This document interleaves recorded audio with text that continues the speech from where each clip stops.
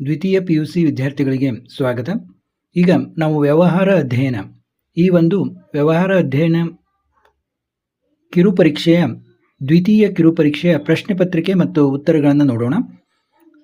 ಸಂಘಟನೆಯೊಂದರ ನಿಯಂತ್ರಣ ಕಾರ್ಯವು ಭವಿಷ್ಯವನ್ನು ಅವಲೋಕಿಸುತ್ತದೆ, ಗತಿಸಿದ್ದನ್ನು ಅವಲೋಕಿಸುತ್ತದೆ, ಭವಿಷ್ಯ ಮತ್ತು ಗತಿಸಿದ್ದನ್ನು ಅವಲೋಕಿಸುವುದಾಗಿದೆ. ಮೇಲಿನ ಯಾವುದೂ ಅಲ್ಲ. ನೋಡಿ, ಯಾವುದು ಸರಿ? ಭವಿಷ್ಯ ಮತ್ತು ಗತಿಸಿದ್ದನ್ನು ಅವಲೋಕಿಸುವುದಾಗಿದೆ. ಹೊಸ ಯಂತ್ರವನ್ನು ಖರೀದಿಸುವ ಅಥವಾ ಹೊಸ ಶಾಖೆಯನ್ನು ತೆರೆಯುವ ನಿರ್ಣಯವು ಡ್ಯಾಶ್ಗೆ ಉದಾಹರಣೆಯಾಗಿದೆ. ನೋಡಿ, ಹೊಸ ಯಂತ್ರವನ್ನು ಖರೀದಿಸುವ ಅಥವಾ ಹೊಸ ಶಾಖೆಯನ್ನು ಇದನ್ನು ಮಾಡೋದು ಯಾವುದಕ್ಕೆ ಉದಾಹರಣೆಯಾಗಿದೆ? ಹೂಡಿಕೆಯ ನಿರ್ಣಯ. ಸಿ, ಹೂಡಿಕೆಯ ನಿರ್ಣಯ. ಈ ಕೆಳಗಿನಗಳಲ್ಲಿ ಯಾವುದು ದೀರ್ಘ ಬಾಳಿಕೆ ಉತ್ಪನ್ನವಾಗಿದೆ? ಟೂತ್ಪೇಸ್ಟ್, ಸ್ನಾನದ ಸಾಬೂನು, ರೆಫ್ರಿಜಿರೇಟರ್, ಸ್ಟೇಷನರಿ ವಸ್ತುಗಳು. ರೆಫ್ರಿಜಿರೇಟರ್ ದೀರ್ಘ ಬಾಳಿಕೆ ಉತ್ಪನ್ನವಾಗಿದೆ. ಡ್ಯಾಶ್ ಅನ್ನು ಜಾರಿಗೆ ತರುವುದರಿಂದ ಸಂಪನ್ಮೂಲಗಳ ಅಪವ್ಯಯ ಮತ್ತು ಹಾಳಾಗುವಿಕೆಯನ್ನು ಕಡಿಮೆಗೊಳಿಸಬಹುದು. ಯಾವುದನ್ನು ಜಾರಿಗೆ ತರುವುದರಿಂದ?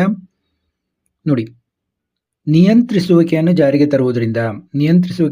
ತರುವುದರಿಂದ ಸಂಪನ್ಮೂಲಗಳ ಅಪವ್ಯಯ ಮತ್ತು ಹಾಳಾಗುವಿಕೆಯನ್ನು ಕಡಿಮೆಗೊಳಿಸಬಹುದು. ಮಾಲೀಕರ ನಿಧಿ ಮತ್ತು ಎರವಲು ನಿಧಿಗಳ ನಡುವಿನ ಮಿಶ್ರಣವನ್ನು ಬಂಡವಾಳ ರಚನೆ ಎನ್ನುವರು. ಉತ್ಪನ್ನವನ್ನು ಹೊಂದುವುದು ಅಥವಾ ಬಳಸುವುದರ ಪ್ರಯೋಜನಕ್ಕಾಗಿ ಗ್ರಾಹಕರು ವಿನಿಮಯ ಮಾಡಿಕೊಳ್ಳುವ ಮೌಲ್ಯಗಳ ಮೊತ್ತವನ್ನು ಡ್ಯಾಶ್ ಎನ್ನುವರು. ಏನಂತಾರೆ? ಸರಕು ಎನ್ನುವರು. ಉತ್ಪನ್ನವನ್ನು ಹೊಂದುವುದು ಅಥವಾ ಬಳಸುವುದರ ಪ್ರಯೋಜನಕ್ಕಾಗಿ ಗ್ರಾಹಕರು ವಿನಿಮಯ ಮಾಡಿಕೊಳ್ಳುವ ಮೌಲ್ಯಗಳ ಮೊತ್ತವನ್ನು ಸರಕು ಎನ್ನುವರು. ಇನ್ನು ಹೊಂದಿಸಿ ಬರೆಯಿರಿ. ನಿಯಂತ್ರಿಸುವಿಕೆ. ನೋಡಿ, ನಿಯಂತ್ರಿಸುವಿಕೆ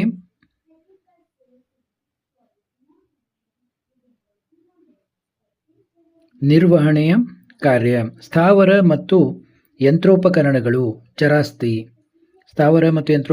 ಚರಾಸ್ತಿ. ಪ್ರವರ್ತನೆ ಮಾರಾಟ ಪ್ರಕ್ರಿಯಾ ಮಿಶ್ರಣದ ಮೂಲಾಂಶ. ಇನ್ನು ನಿಯಂತ್ರಿಸುವಿಕೆ ಎಂದರೇನು? ಕೆಳಗಿನ ಪ್ರಶ್ನೆಗಳಿಗೆ ಪ್ರತಿಯೊಂದಕ್ಕೂ ಒಂದು ಪದ ಅಥವಾ ವಾಕ್ಯದಲ್ಲಿ ಉತ್ತರಿಸಿ ಎಂದಿದ್ದಾರೆ. ನಿಯಂತ್ರಿಸುವಿಕೆ ಎಂದರೇನು? ನೋಡಿ, ನಿಯಂತ್ರಿಸುವಿಕೆ ಅಂತಂದರೆ ನಿರ್ವಹಣೆಯ ಕಾರ್ಯವಾಗಿದೆ. ನಿಯಂತ್ರಿಸುವಿಕೆಯು ನಿರ್ವಹಣೆಯ ಕಾರ್ಯವಾಗಿದೆ. ಇನ್ನು 7ನೇದು ಬಿ ಏನಿದೆ ನೋಡಿ, ವ್ಯವಹಾರ ನಿಯಂತ್ರಿಸುವಿಕೆ ಎಂದರೇನು ಅಂತಾಯಿತು. ವ್ಯವಹಾರ ಹಣಕಾಸು ಎಂದರೇನು?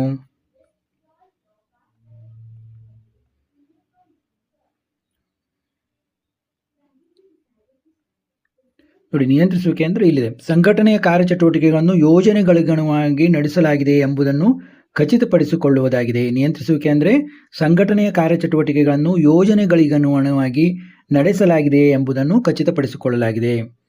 ಖಚಿತಪಡಿಸಿಕೊಳ್ಳುವುದು ಆಗಿದೆ. ವ್ಯವಹಾರದ ಚಟುವಟಿಕೆಯನ್ನು ನಡೆಸಲು ಬೇಕಾಗಿರುವ ಹಣವನ್ನು ವ್ಯವಹಾರ ಹಣಕಾಸು ಎನ್ನುವರು. ವ್ಯವಹಾರದ ಹಣಕಾಸು ಎಂದರೇನು ಅನ್ನುವಂಥ ಪ್ರಶ್ನೆಗೆ ಉತ್ತರ, ವ್ಯವಹಾರದ ಚಟುವಟಿಕೆಗಳನ್ನು ನಡೆಸಲು ಬೇಕಾಗಿರುವ ಹಣವನ್ನು ವ್ಯವಹಾರದ ಹಣಕಾಸು ಎನ್ನುವರು. ನೋಡಿ, ತುಂಬ ಸುಲಭವಾಗಿದೆ. ಇನ್ನು 10ನೇ ಪ್ರಶ್ನೆ ನೋಡಿ, ಸೇವೆಗಳ ಮಾರಾಟಕ್ಕೆ ಒಂದು ಉದಾಹರಣೆ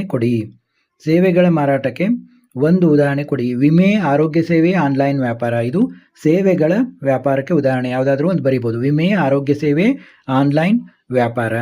ಇನ್ನು 11ನೇ ಪ್ರಶ್ನೆ ಏನಿದೆ ನೋಡಿ, ನಿಯಂತ್ರಿಸುವಿಕೆ ಯಾವುದಾದರೂ ಎರಡು ಮಿತಿಗಳನ್ನು ತಿಳಿಸಿ. ಪರಿಮಾಣಾತ್ಮಕ ಶಿಷ್ಟಗಳನ್ನು ನಿಗದಿಪಡಿಸುವಲ್ಲಿನ ಕಷ್ಟ. ಬಾಹ್ಯ ಅಂಶಗಳ ಮೇಲೆ ನಿಯಂತ್ರಣವಿಲ್ಲ. ಪರಿಮಾಣಾತ್ಮಕ ಶಿಷ್ಟಗಳನ್ನು ನಿಗದಿಪಡಿಸಲಿರುವ ಕಷ್ಟ.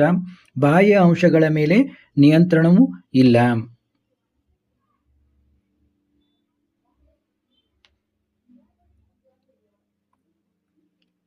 ಇನ್ನು 12ನೇ ಪ್ರಶ್ನೆ ನೋಡಿ, ಯೋಜಿಸುವಿಕೆ ಮತ್ತು ನಿಯಂತ್ರಿಸುವಿಕೆಗಳಿಲ್ಲ ನಡುವಿನ ಯಾವುದಾದರೂ ಎರಡು ಸಂಬಂಧಗಳನ್ನು ತಿಳಿಸಿ ಅಂತಂದಿದ್ದಾರೆ.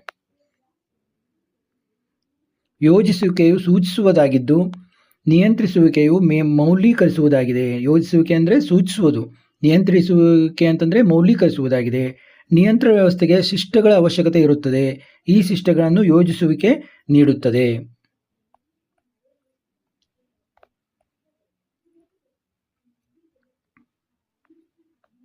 ಹಣಕಾಸು ನಿರ್ವಹಣೆ ಎಂದರೇನು? 13ನೇ ಪ್ರಶ್ನೆ ನೋಡಿ, ಹಣಕಾಸಿನ ನಿರ್ವಹಣೆ ಎಂದರೆ ಸಂಸ್ಥೆಗೆ ಅಗತ್ಯವಾದ ಹಣಕಾಸಿನ ಪ್ರಶಸ್ತವಾದ ಸಂಗ್ರಹಣೆ ಹಾಗೂ ಅವುಗಳ ಬಳಕೆಗೆ ಸಂಬಂಧಿಸಿದ ನಿರ್ವಹಣೆಯಾಗಿದೆ.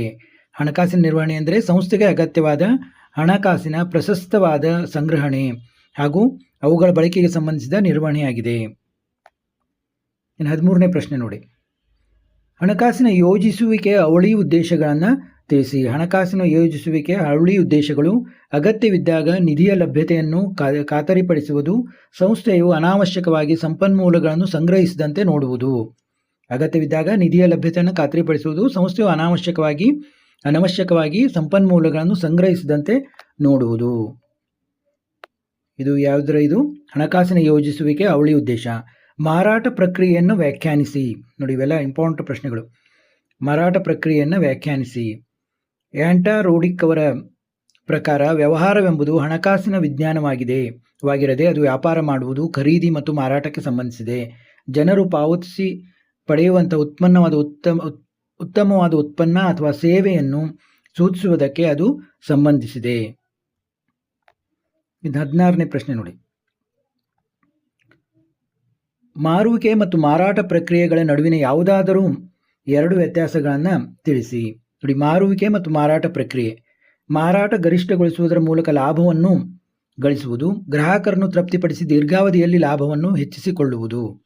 ಉತ್ಪನ್ನ ಅಭಿವೃದ್ಧಿಯಾದ ನಂತರದಲ್ಲಿ ಆರಂಭವಾಗುತ್ತದೆ, ಉತ್ಪನ್ನ ಉತ್ಪಾದನೆಗೂ ಮೊದಲು ಆರಂಭವಾಗುತ್ತದೆ. 17ನೇ ಪ್ರಶ್ನೆ ನೋಡಿ. ನಿಯಂತ್ರಿಸುವಿಕೆಯ ಪ್ರಾಮುಖ್ಯತೆಯನ್ನು ಯಾವುದಾದರೂ 4 ಅಂಶಗಳೊಂದಿಗೆ ಸಂಕ್ಷಿಪ್ತವಾಗಿ ವಿವರಿಸಿ. ನಿಯಂತ್ರಿಸುವಿಕೆಯ ಪ್ರಾಮುಖ್ಯತೆಯನ್ನು ಯಾವುದಾದರೂ 4 ಅಂಶಗಳೊಂದಿಗೆ ವಿವರಿಸಿ ಅಂತಂದಿದ್ದಾರೆ. ಸಂಘಟನಾತ್ಮಕ ಗುರಿಗಳನ್ನು ಸಾಧಿಸುವುದು, ಶಿಷ್ಟಗಳ ನಿಖರತೆಯನ್ನು ನಿರ್ಣಯಿಸುವುದು, ಸಂಪನ್ಮೂಲಗಳನ್ನು ಸಮರ್ಥವಾಗಿ ಉಪಯೋಗಿಸುವುದು, ಉದ್ಯೋಗಿ ಪ್ರೇರೇಪಣೆಯನ್ನು ಉತ್ತಮಗೊಳಿಸುವುದು. ನಿಯಂತ್ರಿಸುವಿಕೆ ಪ್ರಕ್ರಿಯೆಯಲ್ಲಿ ಒಳಗೊಳ್ಳುವ ಹಂತಗಳನ್ನು ಸಂಕ್ಷಿಪ್ತವಾಗಿ ವಿವರಿಸಿ ಅಂತಂದಿದ್ದಾರೆ. ಹಂತಗಳನ್ನು ನೋಡಿ. ಹಂತ 1: ಕಾರ್ಯನಿರ್ವಹಣೆಯ ಶಿಷ್ಟಗಳನ್ನು ನಿರ್ಧರಿಸುವುದು, ನೈಜ ಕಾರ್ಯನಿರ್ವಹಣೆಯನ್ನು ಅಳೆಯುವುದು, ನೈಜ ಕಾರ್ಯನಿರ್ವಹಣೆಯನ್ನು ಶಿಷ್ಟಗಳೊಂದಿಗೆ ಹೋಲಿಸುವುದು, ವ್ಯತ್ಯಾಸಗಳನ್ನು ಸರಿಪಡಿಸುವ ಕ್ರಮಗಳನ್ನು ಕೈಗೊಳ್ಳುವುದು, ವ್ಯತ್ಯಾಸಗಳನ್ನು ವಿಶ್ಲೇಷಿಸುವುದು. ಇನ್ನು ಹಣಕಾಸು ಒದಗಿಸುವ ನಿರ್ಣಯಗಳ ಮೇಲೆ ಪ್ರಭಾವ ಬೀರುವ ಯಾವುದಾದರೂ 4 ಅಂಶಗಳನ್ನು ಸಂಕ್ಷಿಪ್ತವಾಗಿ ವಿವರಿಸಿ. ವೆಚ್ಚ, ನಷ್ಟ ಭಯ, ಆರಂಭಿಕ ವೆಚ್ಚಗಳು, ಬಂಡವಾಳ ಮಾರುಕಟ್ಟೆಯ ಸ್ಥಿತಿ.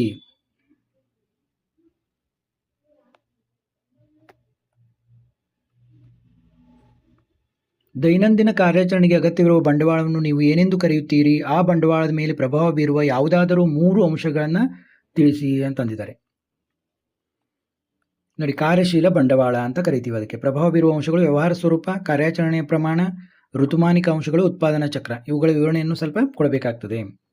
ಇನ್ನು 21ನೇ ಪ್ರಶ್ನೆ ನೋಡಿ. ಮಾರಾಟ ಪ್ರಕ್ರಿಯಾ ಮಿಶ್ರಣದ ಮೂಲಾಂಶಗಳನ್ನು ವಿವರಿಸಿ ಅಂದಿದ್ದಾರೆ. ಉತ್ಪನ್ನ, ಬೆಲೆ, ಸ್ಥಳ, ಪ್ರವರ್ತನೆ. ಉತ್ಪನ್ನ, ಬೆಲೆ, ಸ್ಥಳ, ಪ್ರವರ್ತನೆ. ಇನ್ನು 22ನೇ ಪ್ರಶ್ನೆ ನೋಡಿ. ಮಾರಾಟ ಪ್ರಕ್ರಿಯೆ ಯಾವುದಾದರೂ 8 ಕಾರ್ಯಗಳನ್ನು ವಿವರಿಸಿ.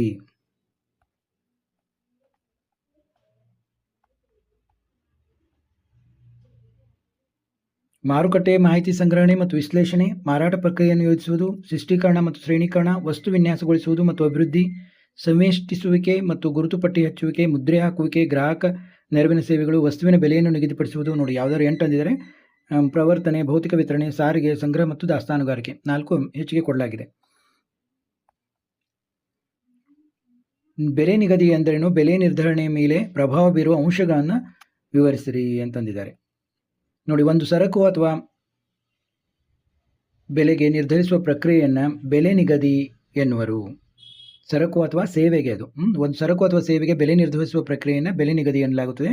ಉತ್ಪನ್ನದ ವೆಚ್ಚ, ತುಷ್ಟಿಗುಣ ಮತ್ತು ಬೇಡಿಕೆ, ಮಾರುಕಟ್ಟೆಯಲ್ಲಿನ ಪೈಪೋಟಿಯ ಮಿತಿ, ಸರ್ಕಾರ ಮತ್ತು ಕಾನೂನು ನಿಬಂಧನೆಗಳು, ಬೆಲೆ ನಿಗದಿಯ ಉದ್ದೇಶಗಳು, ಉಪಯೋಗಿಸಿದ ಮಾರಾಟ ಪ್ರಕ್ರಿಯಾ ವಿಧಾನಗಳು.